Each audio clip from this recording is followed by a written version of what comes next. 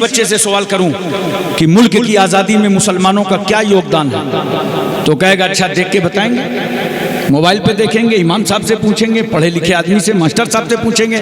नहीं नौजवानों, इन जलसों में सब तुम्हें बताया जाता है।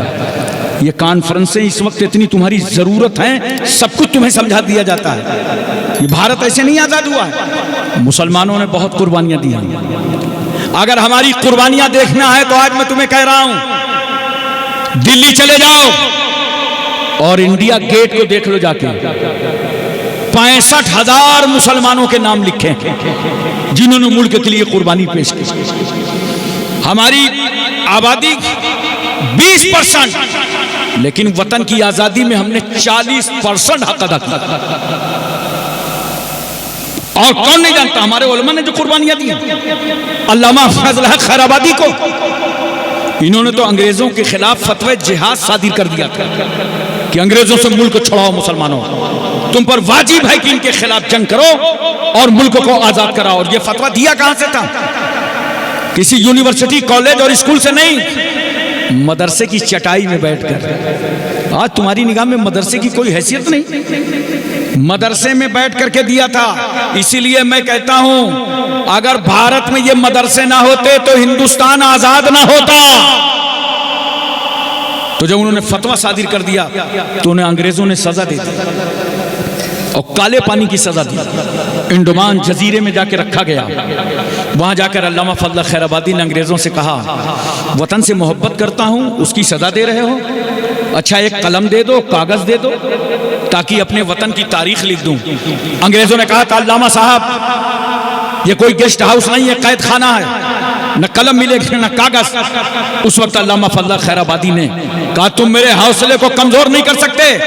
कोयला को कलम बना लिया और कपड़े को कागज बना डाला। अस्सौरतुल हिंदिया नामी किताब लिखता है। और जिस वक्त आपका इंतकाल हुआ, जनाजा निकल रहा था, तो घर के लोग गए थे मिलने के लिए।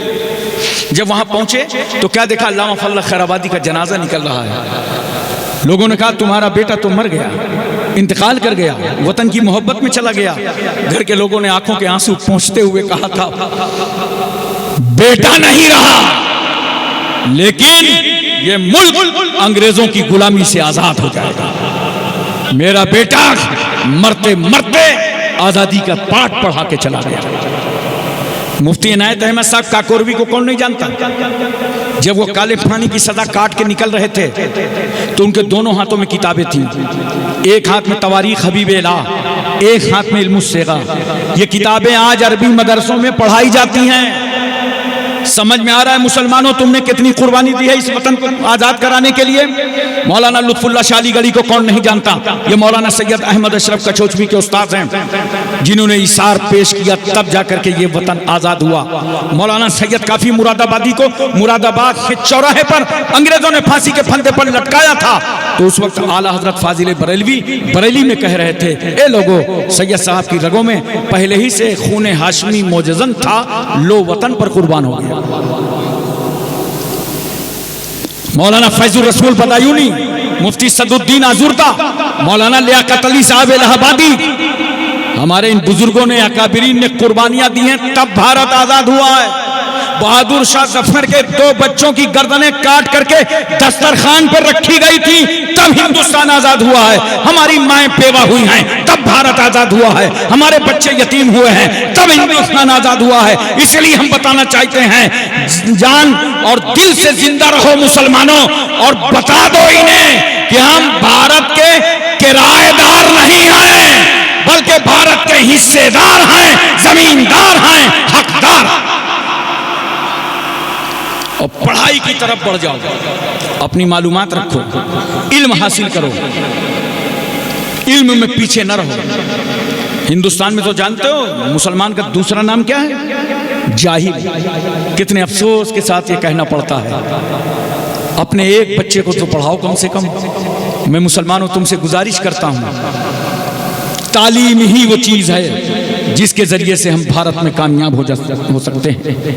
पढ़ो नौजवानों, इतना पढ़ो कि अपने वतन की जरूरत बन जाओ। जब इतना पढ़ोगे तो सदर जमहूरिया तुम ही बनाए जाओगे। पढ़ते हो नहीं और फिर कहोगे कि परेशान है। और पढ़ाई हमेशा याद रखना, ये मेरा जुमला नोट रखना। हम लोग छोटे छोटे थे तो गांव में लोग कहते थे पढ़ने लिखने से होगा क्या, नौकरी तो मिलेगी नहीं। नोट करो मेरा जुमला, नौकरी के लिए कभी ना पढ़ना, बल्कि अल इल्म नूरुन, इल्म रोशनी है, जहालत अंधेरा। पढ़ा नौकरी के लिए नहीं जाता, पढ़ा इसलिए जाता है कि जहालत के अंधेरों से बाहर निकल के आओ तो नौकरी भी मिलेगी, बिजनेस भी करोगे, तिजारत भी करोगे और मोहल्ले में रोशनी फैलाओगे और अपने वतन में रोशनी फैलाओगे। और अगर तुमने नौकरी की नीयत से पढ़ा और नौकरी न मिली, कितने लोग नौकरी करेंगे? 140 करोड़ का मुल्क है और नौकरी जानते हो तकरीबन 6 करोड़ लोग करते हैं। पूरा भारत नौकरी तो कर नहीं सकता। अब नौकरी की नीयत से पढ़ा है, नौकरी नहीं मिली तो फिर क्या करोगे? तुम होगे, कमरा होगा, पंखा होगा, रस्सी होगी, काम तमाम।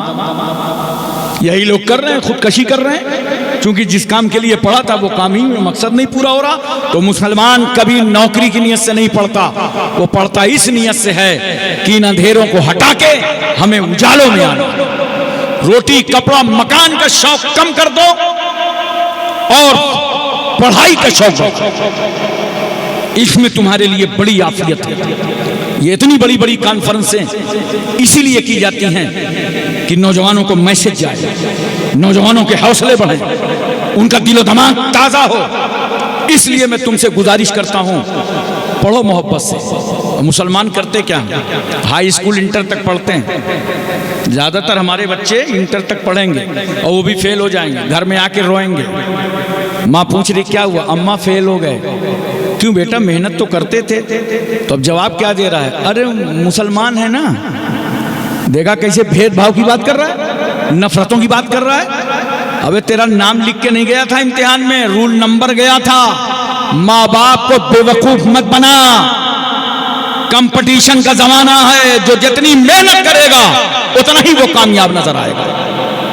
नौजवानों, कामयाबी के लिए सोच लो, तुम इस मुल्क की तकदीर हो। वो शेर मुझे याद आ रहा है, मैंने इस साल दारुस्सलाम हैदराबाद में ओवैसी साहब के स्टेज पर पढ़ा था। अफराद के हाथों में है अक़वाम की तकदीर, अफराद के हाथों है अक़वाम की तकदीर। हर फर्द है मिल्लत के मुक़द्दर का सितारा, हर फर्द है मिल्लत के मुक़द्दर का सितारा।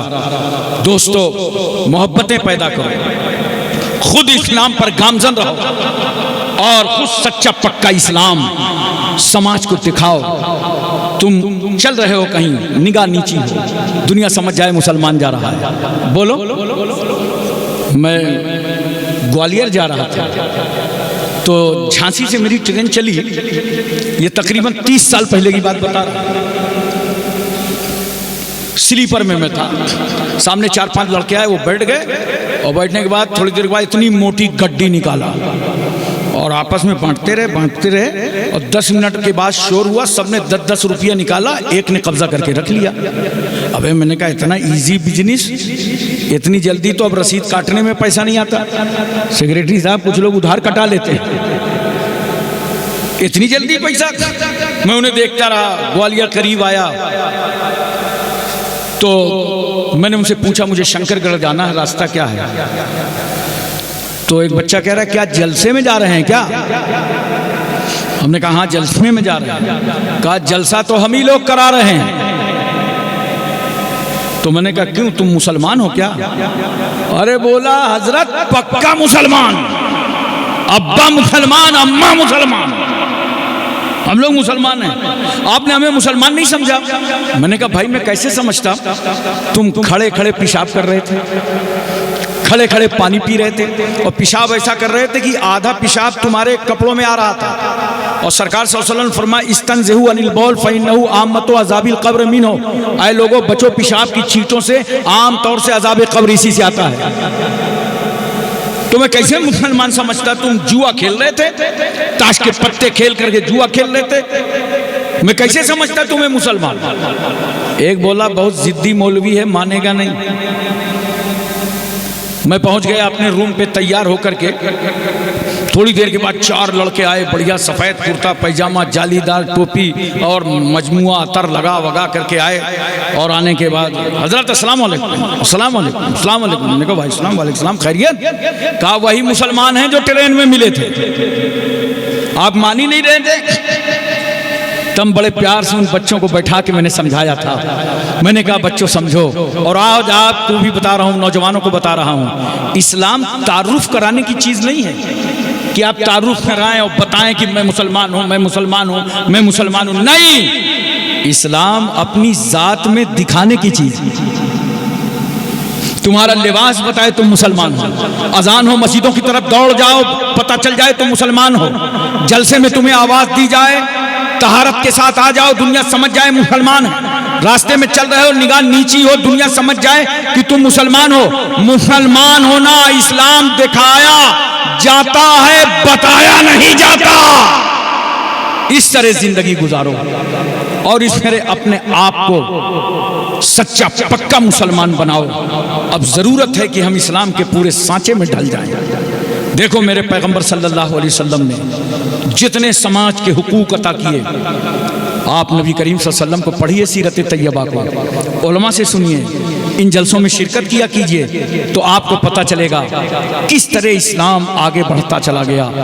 25 साल की उम्र थी मेरे पैगंबर की, और 25 साल की उम्र में सरकार सल्लल्लाहु अलैहि वसल्लम ने एक इनकलाब बर्पा किया था इस दुनिया में।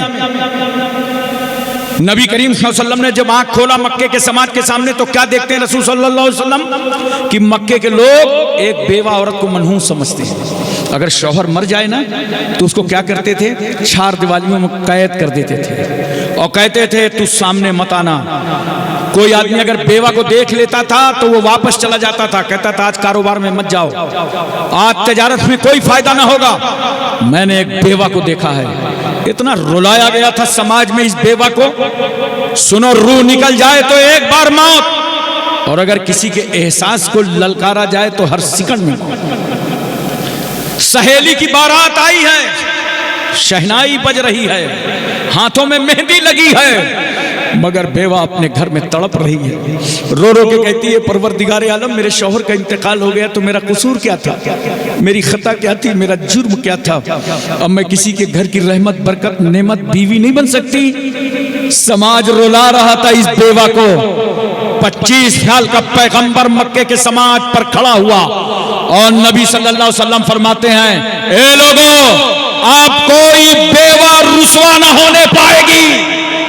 मेरे रसूल सल्लल्लाहु अलैहि वसल्लम की उम्र 25 साल की, नजरों के सामने 40 साल बेवा खदीजतुल कुबरा, और मेरे रसूल ने अपना पहला निकाह 40 साल बेवा के साथ करके दुनिया को बता दिया कि जिस औरत को तुमने अभागन समझा था मुस्तफा ने उसे सुहागन बना दिया।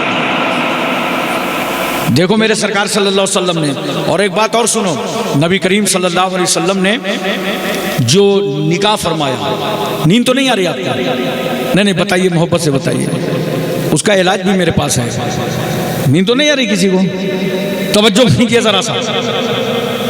सरकार सल्लल्लाहु अलैहि वसल्लम की अज़वाजे मुतहरात में हजरत खदीजतुल कुबरा, हजरत आयशा सिद्दीका, हजरत सौदा, हजरत हफ्सा, उम्मे सलमा, उम्मे हबीबा, मैमूना, ज़ैनब बिन्त खजीमा, हजरत जुवैरिया, हजरत सफिया, ये अज़वाज मुतहरात।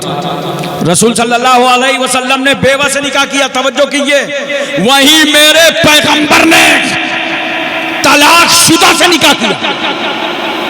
बेवा से निकाह किया ताकि बेवा औरत से निकाह करना मेरी उम्मत के लिए सुन्नत हो जाए, और तलाकशुदा से निकाह किया ताकि तलाकशुदा से निकाह करना मेरी उम्मत के लिए सुन्नत रसूल बन जाए।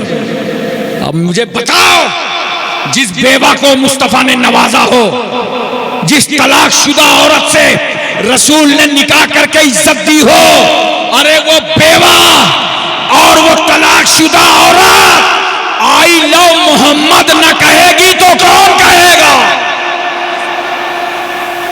बोलो मोहब्बत के साथ। सरकार सल्लल्लाहु अलैहि वसल्लम ने कुंवारी आयशा सिद्दीका से निकाह फरमाया।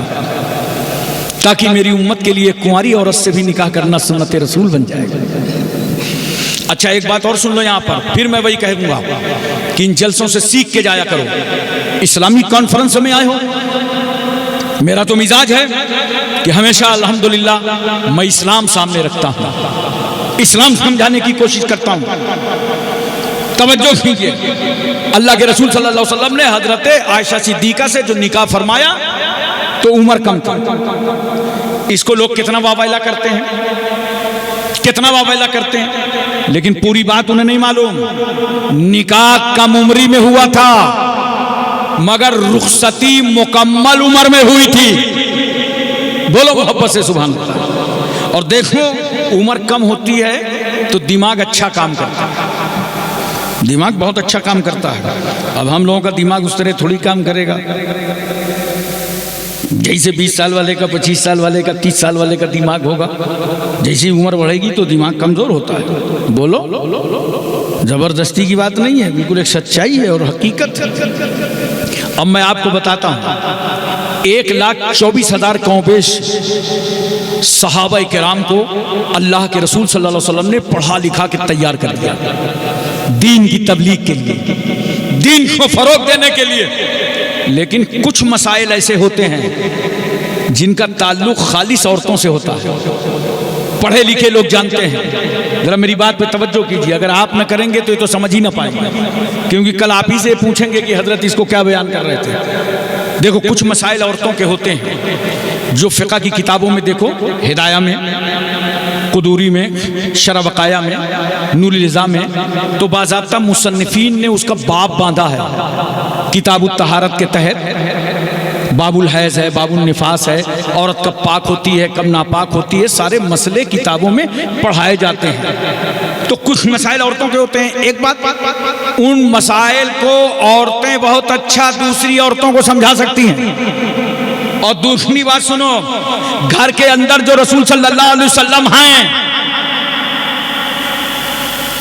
तो कभी घर में कुछ फरमा रहे हैं ना, वो भी हदीस, अमल कर रहे हैं वो भी हदीस, मुस्तफा कुछ कह रहे हैं वो भी हदीस, तो घर की बात बाहर कैसे आएगी? तो ये अज़वाजे मुतहरात का किरदार देखो, इन्होंने कितनी हदीसें रिवायत कर दी।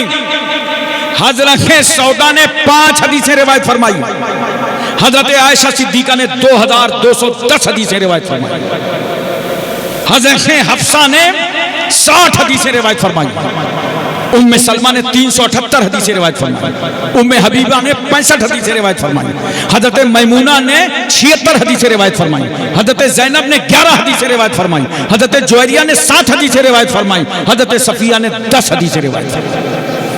तो पैगंबर जो हुजरे में फरमा रहे हैं वो अज़वाजे मुतहरात हुजरे की बात नकल करके इस उम्मत